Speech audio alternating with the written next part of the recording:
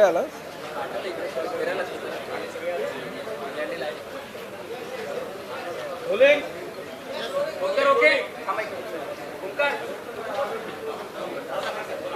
दोन वर्षाच्या कोरोनानंतर राज्यामध्ये पहिल्यांदाच दहीहंडीच्या उत्सवाच्या माध्यमातून हिंदूंचे सण साजरे होत आहेत.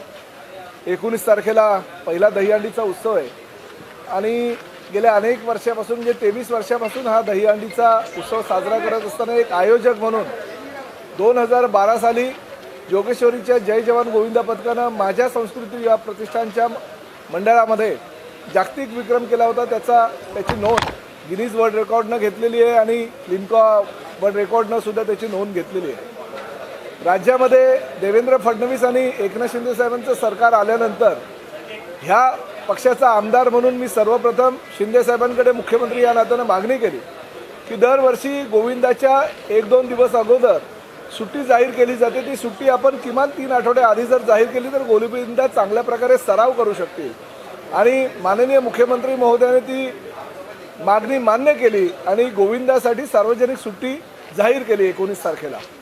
त्यानंतर दुसरी गोविंदांची मागणी होती की अनेक वेळा गोविंदांचा अपघात होतो, त्यांना विम्याचं कवच देणं गरजेचं आहे. एक आयोजक म्हणून आम्ही तर त्यांना एक कवच देत असतो, परंतु शासनाच्या वतीनं जर सुरक्षा कवच मिळालं तर निश्चितपणे गोविंदा अजून जास्त पद्धतीने चांगल्या प्रकारे तयारी करू शकतील.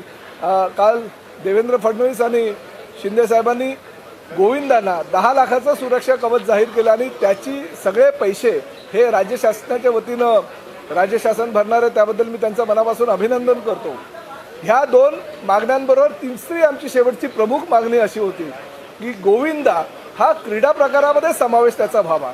365 दिवसातून उत्सव किंवा सण म्हणून साजरा होणारा हा सण फक्त एका दिवसाकरता मर्यादित न राहता 365 दिवस कबड्डी किंवा हुतुतू किंवा इतर खेळांप्रमाणे तो खेळ खेळला जावा. आणि अशी जी मागणी होती त्या मागणीच्या अनुसरून आजच विधिमंडळाचं विधान परिषदेचं हे सत्र संपल्यानंतर क्रीडा खात्याच्या अधिकाऱ्यांची माननीय मुख्यमंत्री महोदयांनी बैठक घेतलेली आहे आणि मला खात्री आहे की आमची शेवटची जी मागणी आहे की ह्या दहीहंडी उत्सवाचा ह्या गोविंदा क्रीडा प्रकारामध्ये साहसी क्रीडा प्रकारामध्ये त्याचा समावेश व्हावा. प्रो कबड्डीच्या धर्तीवर प्रो गोविंदा म्हणून तो स्पोर्ट्सचा दर्जा त्याला द्यावा, जेणेकरून पुढल्या वर्षापासून प्रो कबड्डीच्या धर्तीवर प्रो गोविंदा राज्यभर 365 दिवस स्पर्धेच्या माध्यमातून चालू होईल आणि एक वेगळ्या प्रकारचं व्यासपीठ ह्या क्रीडा प्रकारामध्ये समावेश केल्या कारणानं सगळ्या गोविंदांना मिळेल. आणि मला खात्री आहे की आजच मुख्यमंत्री महोदय त्या संदर्भातील घोषणा करतील.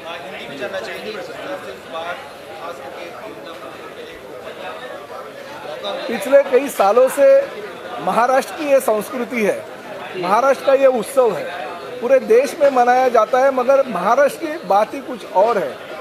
हमने पिछले 22 सालों से मैं लगातार आयोजक के तौर पे ये दहीहंडी का आयोजन कर रहा हूँ.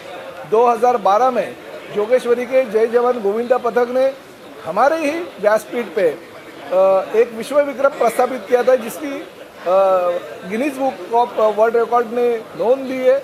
उनको बख्शीश की रकम भी मिल गई, मगर साथ ही में बहुत सारे लोगों के ये कहना था कि गोविंदा की जो छुट्टी होती है वो 1-2 दिन पहले डिक्लेयर की जाती है, वो कम से कम 3 हफ्ता पहला डिक्लेयर किया जाए. हमारी सरकार देवेंद्र फडणवीस और एकनाथ शिंदे साहब के आने के बाद मैंने वो मांग की थी और वो मांग पूरी करके गोविंदा की छुट्टी हो गई है, छुट्टी डिक्लेयर की गई है. और साथ ही में हमारी दूसरी मांग थी कि गोविंदा को बीमा कवच होना चाहिए. वो भी मांग कल के कैबिनेट बैठक में आदरणीय एकनाथ शिंदे साहब और देवेंद्र फडणवीस ने मांगने की है. मैं ये चाहता हूँ कि गोविंदा ये एक दिन का उत्सव नहीं होना चाहिए, बल्कि 365 दिन, जैसे पिरामिड स्पेन में होता है, चाइना में होता है, उसी तरह महाराष्ट्र में होना चाहिए, अपने देश में होना चाहिए. और उसके लिए आदरणीय मुख्यमंत्री महोदय ने कुछ ही वक्त बाद एक स्पोर्ट्स डिपार्टमेंट की एक बैठक बुलाई है और अगले सालों से प्रो कबड्डी के लेवल पे प्रो गोविंदा की निर्मित की जाएगी और राज्य शासन के माध्यम से वो जो स्पोर्ट्स है उसको डिक्लेयर करते हुए राज्य के हर कोने में वो क्रीड़ा प्रकार के रूप में खेला जाएगा.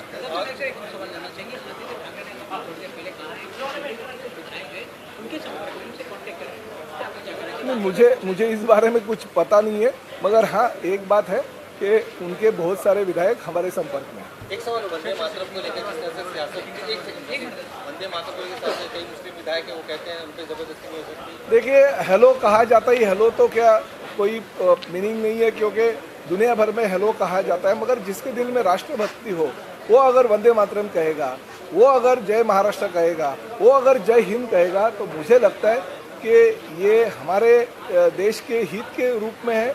और अगर सुधीर भाऊ ने वो मांग की है तो गलत नहीं है। मैं खुद भी हेलो की बजाय अगर वंदे मातरम बोलूँगा, मुझे उसका गर्व होगा।